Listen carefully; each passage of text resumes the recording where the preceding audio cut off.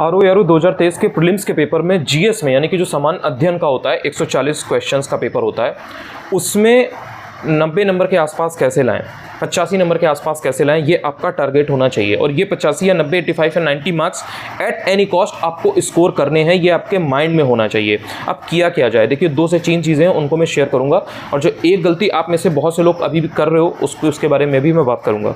पहली चीज़ तो ये है कि आपको ये दिमाग में रखना है कि आपको मिनिमम 135 नंबर लाने हैं। कोई आपसे कितना भी कह दे कि 120 ले आओ, 125 ले आओ, सिलेक्शन हो जाएगा, सिर्फ इतना पढ़ लो हो जाएगा, नहीं।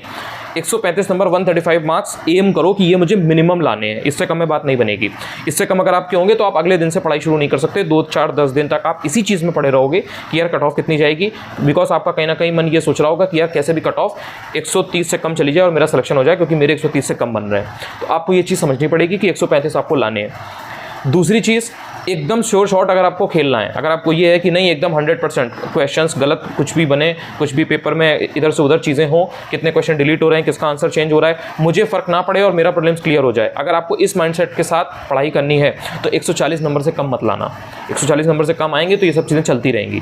बाकी जब पेपर होगा सारी चीज़ें होंगी, कितने लोग बैठेंगे, पेपर का लेवल क्या होगा, स्टैंडर्ड क्या होगा, तो वो सारी चीज़ें मैटर करेंगी, वो सारी चीज़ें तब उसके हिसाब से कट ऑफ डिसाइड होगी। लेकिन पहले से ये प्री कंसेप्ट नोशन लेकर के अपने दिमाग में मत जाना कि मुझे तो केवल 125 नंबर लाने और 125 नंबर से मेरा सिलेक्शन हो जाएगा। आप डूब जाओगे बहुत बैडली, बिकॉज अब कुछ भी हो सकता है। यूपीपीसीएस प्रीलिम्स का पेपर 2023 का आप लोगों ने देखा होगा, उसके बाद में उसमें कितने आंसर्स चेंज हुए, कितने कोई आंसर डिलीट हुए, क्या हुआ, किसी को कुछ नहीं मालूम है। रियलिटी ये है कि कट ऑफ उसकी बहुत हाई गई है, तो उससे थोड़ा सा एक सबक ले लो, सीख ले लो, एंड अभी से एम करो कि यार मुझे कैसे भी कैसे एट एनी कॉस्ट 135 मार्क्स तो स्कोर करने ही करने हैं। दूसरी चीज़ ये है कि लोगों के माइंड में एक बहुत ही रिजिडिटी रहती है कि यूपी स्पेशल से इतने क्वेश्चन आएंगे हम इतने कर लेंगे, रीजनिंग से इतने क्वेश्चन आएंगे हम इतने कर लेंगे, हिस्ट्री से इतने क्वेश्चन आएंगे हम इतने कर लेंगे। वो पहले से मान के जा रहे हैं कि यूपी के तो 20 क्वेश्चन आते हैं तो 20 ही आते हैं, 18 नहीं हो सकते, 24 नहीं हो सकते। या करंट अफेयर्स के अगर 20-21 क्वेश्चन आए थे 2021 में तो उतने ही आएंगे, उससे 2, 4, 5 क्वेश्चन भी ऊपर नीचे नहीं हो सकता है। देखिए इस मेंटल फ्रेमवर्क के साथ अगर आप जाएंगे तो आपको बहुत शॉक लगने वाला है एग्जाम के अंदर। ये IBPS क्लर्क का, बैंक का, SBI PO का एग्जाम नहीं है जहाँ पर आपको पता है कि भैया सिलोजिज्म से इतने आएंगे, डेटा इंटरप्रिटेशन से इतने आएंगे, या यहाँ पर रैंकिंग से इतने आएंगे, इतनी पजल आएंगी, 3 पजल आएंगी 5-5 नंबर की, उसमें भी एक इस तरीके की पजल आएगी, एक इस तरीके की पजल आएगी, डेटा इंटरप्रिटेशन इतने नंबर का आएगा, एक लाइन ग्राफ आएगा, एक ये वाला आएगा।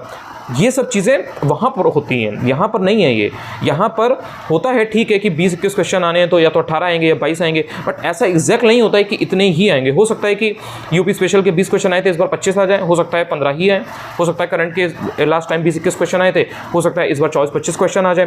तो आपको थोड़ा सा फ्लेक्सिबल होना चाहिए, एंड किसी भी तरह से आपको ये प्लान नहीं बनाना है कि यूपी के मैं सारे क्वेश्चन सही कर लूँगा, मैं करंट के सारे सही कर लूँगा, अगर उसमें से कोई भी क्वेश्चन आएगा मैं तो सही। तो आप सारे करने के चक्कर में बहुत सारा इरेलेवेंट कंटेंट भी पढ़ोगे, बहुत सारी ऐसी चीज़ें भी पढ़ोगे जो आपके काम की नहीं है, जबकि एक्चुअल में आपको ये ध्यान देना चाहिए था कि मुझे हर सब्जेक्ट में मोर देन एवरेज करना है। क्या तरीका होता है कि मोर देन एवरेज करो, हिस्ट्री है मोर देन एवरेज कर लो, ज्योग्राफी है मोर देन एवरेज कर लो, कोई सब्जेक्ट बहुत अच्छा है उसमें भी मोर देन एवरेज हो, कोई सब्जेक्ट अगर बहुत वीक है, पढ़ने का मन नहीं करता है, अगर किसी सब्जेक्ट में वीक हो जैसे इकोनॉमी में या साइंस में, तो भी उसको मोर देन एवरेज सही कर लो, रादर देन दिस माइंडसेट कि नहीं मैं तो यूपी के सारे करूंगा, मेरी पॉलिटी स्ट्रॉन्ग है तो मैं पॉलिटी के सारे कर लूंगा और एग्रीकल्चर छोड़ दूंगा, या साइंस में बायोलॉजी का सेक्शन छोड़ दूंगा बिकॉज बायोलॉजी बहुत टफ लगती है।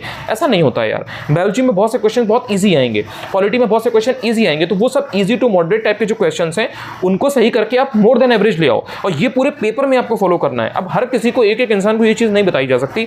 मैंने ऑल्दो मैं आपको टू बी ऑनेस्ट अगर रियलिटी में बताऊं रियली, तो मैंने कई लोगों को पर्सनली ये चीज़ बताई है कि इस माइंडसेट के साथ please don't go in exam hall कि भाई मैं 20 के 20 ऐसे करूंगा। ऐसा नहीं होगा। एग्जाम में कुछ कुछ क्वेश्चन ऐसे एब्सर्ड आ जाएंगे हिस्ट्री के या पॉलिटी के, जो आपको लगेगा अरे यार ये तो बिल्कुल फैक्ट पूछ दिया, ये तो मैंने पढ़ा ही नहीं है, मुझे लग रहा था ये काम का नहीं है, ये तो आ गया।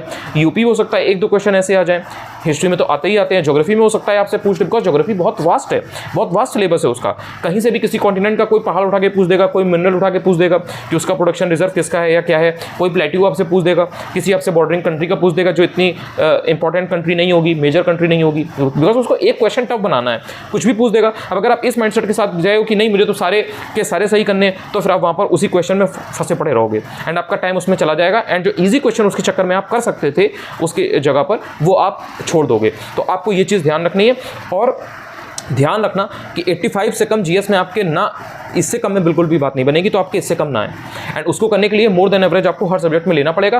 कुछ सब्जेक्ट्स आपके बेस बनाते हैं, वो मेजर सब्जेक्ट्स हैं, जैसे आपका ज्योग्राफी हो गया, या आपका यूपी स्पेशल हो गया, करंट अफेयर्स हो गया, हिस्ट्री हो गया, मॉडर्न हिस्ट्री स्पेशली, तो ये सब इंपॉर्टेंट सब्जेक्ट्स हैं। इसके अलावा कुछ कुछ सेक्शन ऐसे होते हैं जो ईजी होते हैं, जैसे पॉलिटी हो गया, एनवायरमेंट हो गया, इनमें सर्टेन सेट ऑफ क्वेश्चन है वही आते हैं, तो उनको पहले पढ़ लो। मैं जो मोस्ट इंपॉर्टेंट टॉपिक्स आपको देता हूँ, जो चीज़ें मैं आपको बताता हूँ, उसमें वो सब चीज़ें आपकी तैयार करवा रहा हूँ। और जब पेपर उठा करके एक्चुअल में जब एग्जाम में दोगे तब तो बताओगे ही ऑब्वियसली, लेकिन अभी भी जब आप टेस्ट पेपर वगैरह दोगे उन सेक्शन से, तो आप क्वेश्चंस को कर पा रहे हो। जब आप PYQ देखते हो तो आपको पता लगता है कि हाँ यार, मैं जो चीज़ें भैया ने बताई थी, जो सर ने बताई थी, वो एक्चुअल में वर्क कर रही है। तो ये क्यों हो रहा है? क्योंकि मैं मोस्ट इंपॉर्टेंट चीज़ें बताता हूँ। मैं तुमसे ये नहीं कहता हूँ सब पढ़ लो, मेडिवल हिस्ट्री पढ़ लो, मॉडर्न हिस्ट्री पढ़ लो, सब नहीं पढ़ लो। मैं तुम्हें बताता हूँ कि भाई ये मेथड है, ये मोस्ट इंपॉर्टेंट टॉपिक है, और सबूत भी दिखाता हूँ कि हाँ देखो ये यहाँ से पूछा गया है, तो ये पूछा जाता है एंड ये आगे भी आएगा। ऐसा नहीं है कि पूरा का पूरा पेपर बदल जाएगा, और अगर पूरा का पूरा पेपर बदल भी जाएगा तो भाई जो चीज़ें आपने पढ़ी हैं वो थोड़ी ना बेकार हो जाएंगी।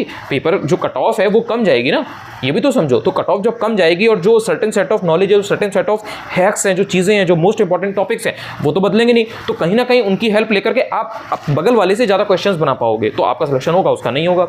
जिसने वो मोस्ट इंपॉर्टेंट चीज़ें या इंपॉर्टेंट चीज़ों पर टारगेट नहीं किया है और पेज को, बुक को पहले पेज से लेकर के 600 पेज तक पढ़ता है, तो वो इंसान सब पढ़ के जाएगा। पेपर उसको लगता है ऐसा कि मैं सब पढ़ के गया हूँ, लेकिन वहाँ पर याद रखना भी तो एक स्किल है ना, याद रखना भी तो इंपॉर्टेंट है ना। जो क्वेश्चन आएगा उसका आंसर भरना होगा। आपने बुक कितनी बार पढ़ी है, it doesn't matter much, matter ये करता है कि आप सही गोला भर रहे हो कि नहीं भर रहे हो।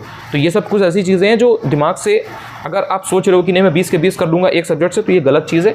थोड़ा सा उस चीज़ को लेकर के फ्लेक्सिबल हो जाओ एंड टारगेट करो कि मुझे 85-90 लाने हैं। और 85-90 लाने के लिए भी आपको ये ध्यान देना पड़ेगा कि यार 140 क्वेश्चन आ रहे हैं, उसमें से 115 से 20 क्वेश्चन ऐसे होंगे जो ईजी टू मॉडरेट होंगे। ये बात ध्यान रखो, किसी के भी बैकआउट में इस तरीके के मत आओ कि पूरा का पूरा पेपर टफ आता है। बात को समझो, 115 से 120 क्वेश्चन ऐसे होंगे जो ईजी टू मॉडरेट होंगे, उनको आपको चेस करना है। और उसमें से भी आपको ये टारगेट बनाना है कि भाई मेरे 85 नंबर कैसे भी करके नेगेटिव करने के बाद आ जाएं। आप उसमें कितना अटेम्प्ट आप करोगे, कितना नहीं करोगे, वो सब आपके ऊपर डिपेंड करता है। जो आप टेस्ट दोगे, जो घर में आप तैयारी करके अभी कर रहे हो एंड घर में तैयारी करके जाओगे घर से, उस पर डिपेंड करेगा कि आप कितने क्वेश्चन अटेम्प्ट करोगे, क्योंकि ये % टू % डिपेंड करता है। किसी की एक्यूरेसी अगर 80% है तो वो हो सकता है कि 120 क्वेश्चन जो ईजी टू मॉडरेट है उनको ही अटेम्प्ट करे एंड उसी में से वो काट पीट करके नेगेटिव हटाने के बाद में 85 to 90 ले आए।